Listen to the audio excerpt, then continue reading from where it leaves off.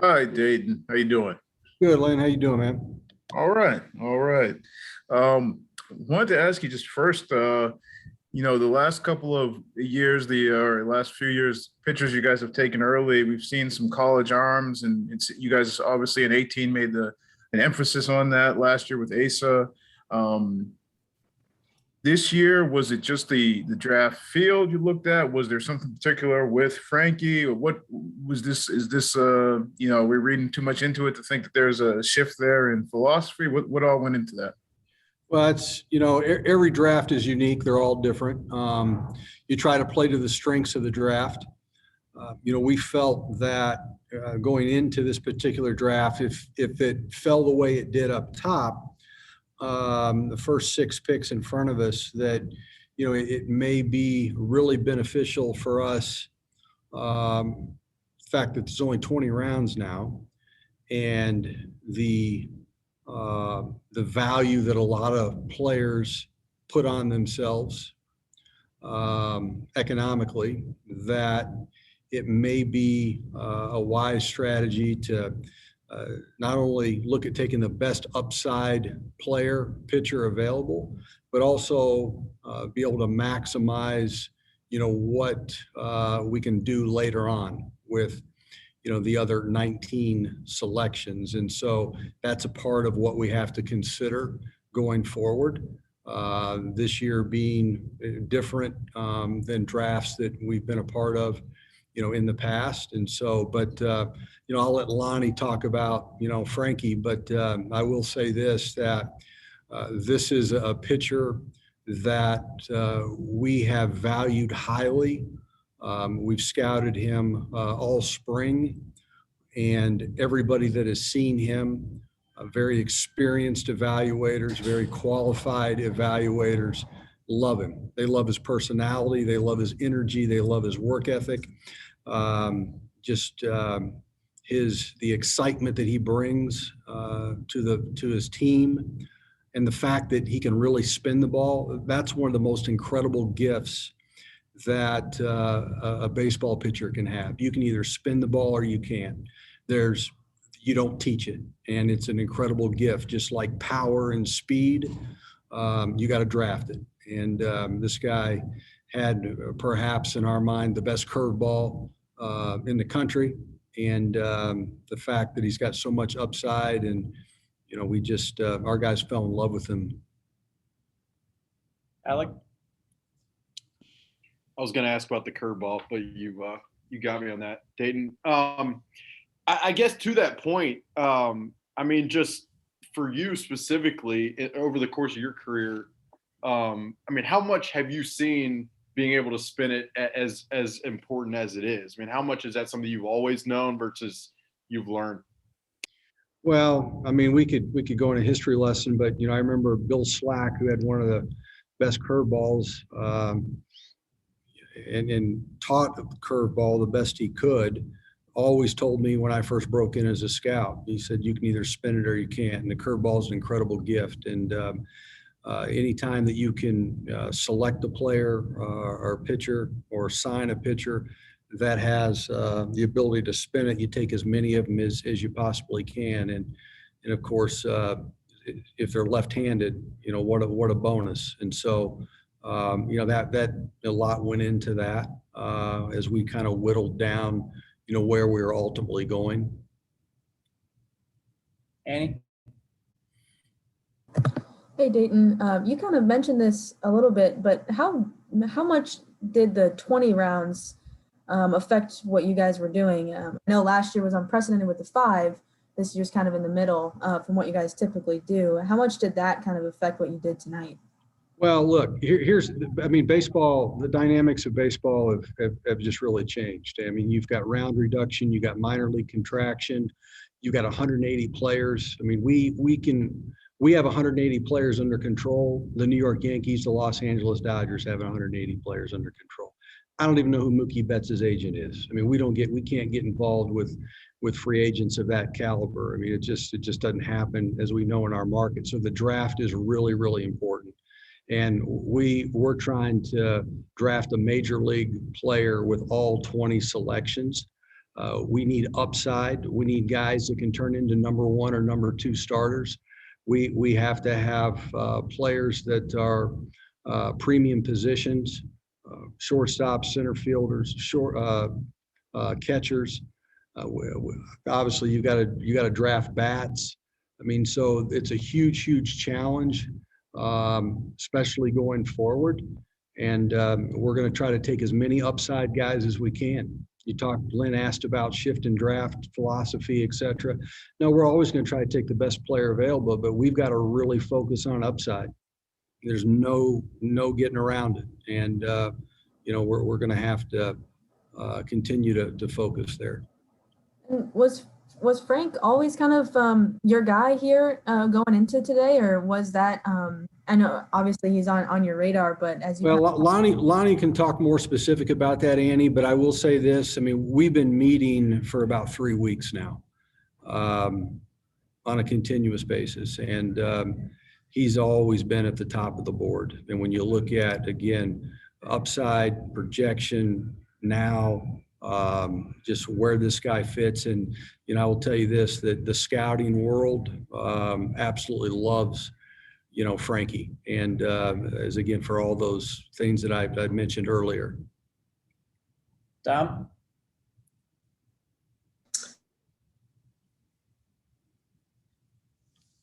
Dom, did we lose you? Let's try JJ Cooper. Hi, Dayton. Is it reasonable to kind of, there are always differences, but is it reasonable to compare this to a couple of years ago? You guys took Hunter Dozier, who you all really liked, but taking Hunter Dozier where you did also provided opportunities to take a Sean Manaea and other players later on. Yeah, I think JJ, I mean, obviously I won't go into huge detail because the draft's still going and there's strategies that we think are important as we move forward with the other 19 selections that we have. But, as I mentioned, I mean, we definitely need to maximize every single pick. The economics of the game are more challenging today than they were 5, 10, 15 years ago, especially in the draft. It's very difficult to sign high school players in today's world. Truthfully, because they have, they put a value on themselves that is not realistic because of what the bonus pool says you can pay. We had 1 pick today. I think, a lot of clubs had maybe 3 and some had 2 and we'll get to pick our next selection, tomorrow in the 2nd round. But, we've got to maximize every single pick. There's never been a more important time to put the right dollar sign, the right value on the athlete. We've always believed that, we'll extend ourselves and pay for talent. But, we've got to make sure that we maximize those bonus pool dollars the very best we can and get as many upside guys, with our pool money. Let's try Dom again. Are you with us? Dom, you're muted. Yeah, I'm sorry, I got booted off somehow, Dayton, but I was wondering if you could expand on what your evaluators saw in Frank in terms of his makeup. Obviously we know about the curveball, the velocity, he's probably going to throw harder as years go by, but what did you see in his makeup? Well, just personality. Personality is huge. Having fun, loving the game, loving his teammates, loving his community, deep respect for the game, a strong commitment to get better and be the best. And so every one of our evaluators, our scouts that saw him pitch, interacted with him, they were all very consistent, with, those types of comments and evaluations about Frankie. Thank you. Soren? Dayton, you touched on the economics of signing high school players, just kind of twofold. One, taking a high school guy, does that mean you feel very confident that this isn't one of the guys? You said high school guys have kind of priced themselves where it's very difficult to sign them. So does that mean you feel comfortable on signing him? And then secondarily, does that, you really kind of expressed maybe a frustration almost, I would take it as. With No, where I don't the- know if there's not a frustration. The rules are what they are, but we've got to make sure we make every dollar count. And to answer the first part of your question, Seren, I mean, we wouldn't have selected Frankie if we didn't feel confident that, there was, we were going to get him signed. So no issue there, whatsoever. And so there's, as we've said many times, we want the players that we select, the players that we sign to love us as much as we love them. And so there's a terrific fit here. And an understanding and a spirit of what we're all trying to accomplish together, an all for one mentality. Frankie understands who we are and fits that bill very well. So then the follow-up would be, you mentioned, not even knowing Mookie Betts' agent's name, right? So like, you're not going to go out and splash around cash on high dollar free agents. That takes that off the mix. Talk about maybe the let's say the limited ability in the draft. Does that make trading that much more of a, that's the other avenue you have for acquiring talent? Does that mean that It is. But as you know, when you trade for talent, you have to have willing partners that are willing to part with certain prospects. If you get 180 players under control.